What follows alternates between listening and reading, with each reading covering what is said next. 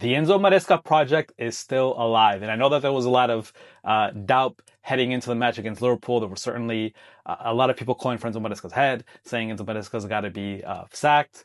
There was a lot of criticism on his side, especially over the last couple games with the match against Man United and Brighton. Certainly some questions about the substitutions he made.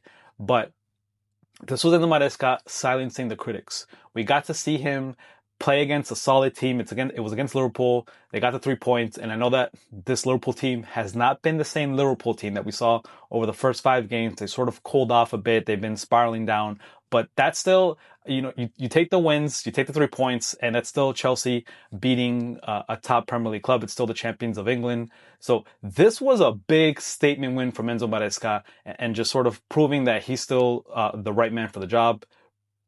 And heading into this match, I felt that there was certainly a lot of pressure on him. And I think he got it right with just getting Estevão in, because look, there was a lot of Chelsea fans were saying, you got to play Estevão. He's our best player right now. And with Cole Palmer missing, there was certainly a lot of questions about, well, where's the magic going to come from in this match? So this project looked like it's back on track. We finally got Estevão going. Enzo Maresca has been finally unleashing Estevão. This was the match that everyone had been waiting for. We were waiting for Estevão to have a statement in the game, sort of that big moment, that coming of age where we finally got to see him go from being this young 18-year-old kid to now a proven Premier League player.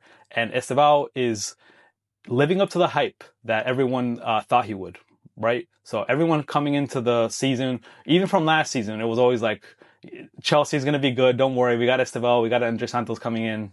And there was certainly a lot of hope.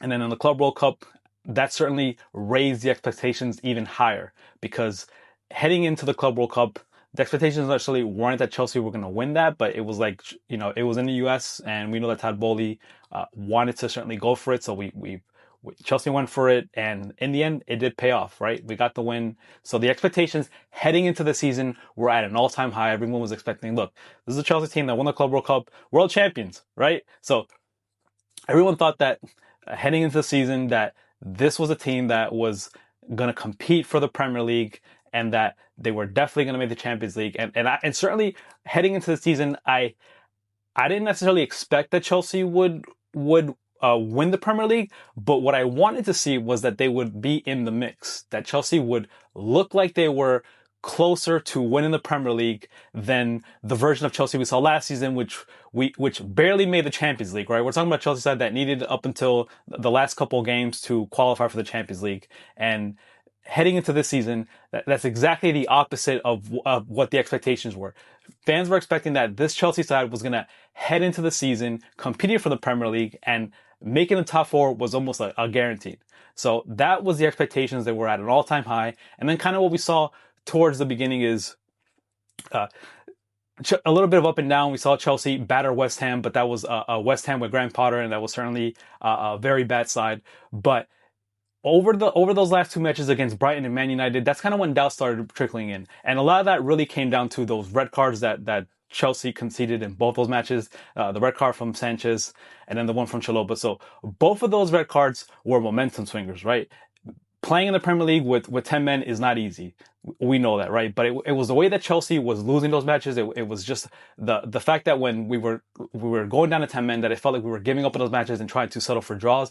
That was the frustrating part. So what we got to see with Enzo Maresca was finally playing with 10 men and then not playing passive. What fans didn't want to see was they didn't want to see this team sort of just settling for a draw. It's Liverpool. It's at home. Okay, let's just be happy that we're going to leave with a point. And then we got to see Enzo Maresca bring on Estevão late in the match and try to actually go for that win. And it actually paid off, right? He pretty much went all in here, right? Didn't go defensively.